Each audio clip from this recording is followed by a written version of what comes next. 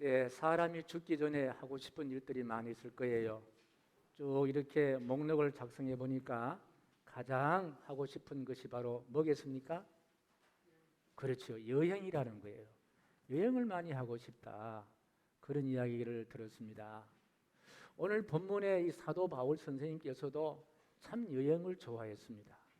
그런데 사도 바울 선생님 여행은 힐링을 위한 여행이 아니라 전도를 위한 여행, 선교를 위한 여행, 그것도 여러 번 다녔던 길을 반복하시면서 선교 여행, 전도 여행을 하면서 당신이 개척한 교회를 돌아보고 설교도 하고 권면도 하고 이렇게 은혜도 끼치는 그런 사도 바울의 여행기 가운데 오늘 본문의 말씀은 세 번째 전도 여행 때 있었던 일입니다. 이제 바울이 더러와라는 곳에 이제 한 7일 정도 머물면서 더러와에서 교회 개척한 교회에서 설교를 하고 또 교인들을 권면하고 양육을 하는 차에 이제 일주일 동안 머물면서 내일은 떠날 날이 되었습니다. 오늘은 바로 주일입니다. 그런데 본문의 말씀 보니까 이 주일날 떡을 뗐다 그런 말씀이 기록되어 있는데 이 말씀 바로 무엇입니까? 성찬을 행했다는 거예요. 우리 교회처럼 이제 주일날 성찬 예배를 드리게 됩니다. 그런데 이 바울 선생님께서 설교를 하시게 되는데 설교를 얼마나 길게 했는지 유도거라는 청년이 3층 난간에 앉아 있다가 졸은 거예요. 그러니까 설교 시간에 졸면 어떻게 된다? 떨어지는 거예요. 떨어져서 그만 죽고 말았습니다. 목숨이 떠나고 말았습니다. 아니 설교를 예배 시간에 설교를 듣다가 졸아서 3층에서 떨어져서 죽었다는 거예요. 끔찍스러운 이야기잖아요. 여러분 설교 시간에 조는 게 맞아요? 안 조는 게 맞아요? 졸면 갖다 떨어질 수가 있다는 거예요. 그런데 바울이 깜짝 놀라서 설교를 중단하고 이 3층에 떨어진 유도고 청년을 이렇게 생각하면서 어떤 행동을 했느냐? 10절 말씀 같이 보겠습니다. 시작. 바울이 내려가서 그 위에 엎드려 그 몸을 안고 말하되 떨지 말라 생명이 그에게 있도다 하고 바울이 이 말을 듣고 아니 설교 시간에 졸다가 3층에 떨어진 청년을 보고 설교를 중단하고 갔습니다. 그때 성경에 보니까요 죽었다라고 이야기했습니다. 그런데 바울이 그 죽은 청년 위에 엎드려져서 그 몸을 안고 뭐 됐겠습니까? 기도한 거예요. 하나님, 이 청년이 예배 시간에 설교를 듣다가 졸아서 떨어져 죽었습니다. 만약에 이 청년이 그대로 죽어버린다면 이건 얼마나 큰 수치인지 알 수가 없습니다. 하나님의 말씀을 듣다가 졸다가 떨어졌는데 살아야 됩니다.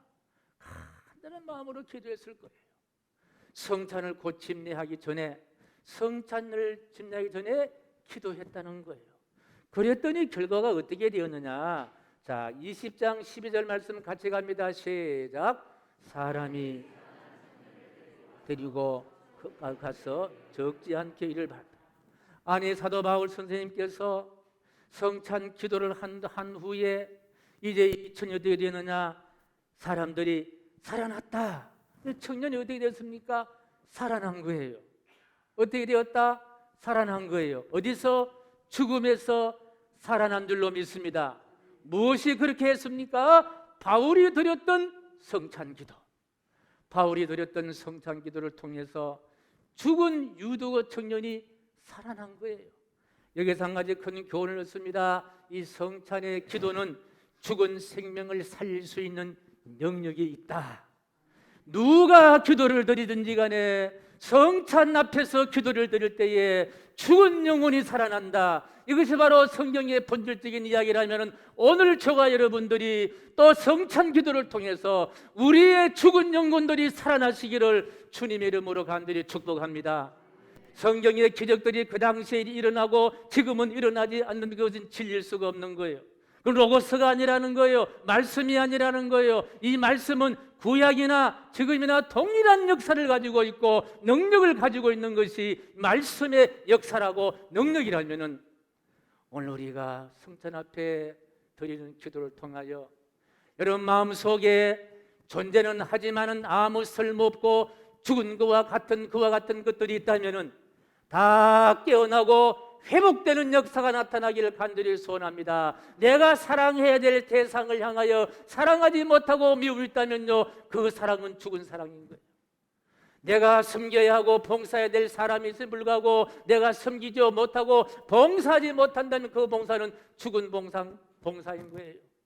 오늘 성찬기를 통하여 우리 속에, 우리 가정 속에, 인간관계 속에 기능이 상실되어 버리고 목숨이 없고 생명이 없는 것들이 다시 살아날 수 있는 그런 은혜가 되기를 주님의 이름으로 간절히 축복합니다.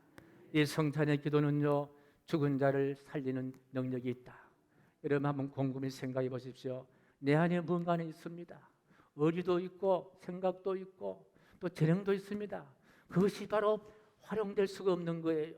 그것이 어떤 뭡니까? 살아 움직이지 못하는 거예요. 그 잠자고 있다면요, 그것이 바로 죽은 거와 마찬가지다.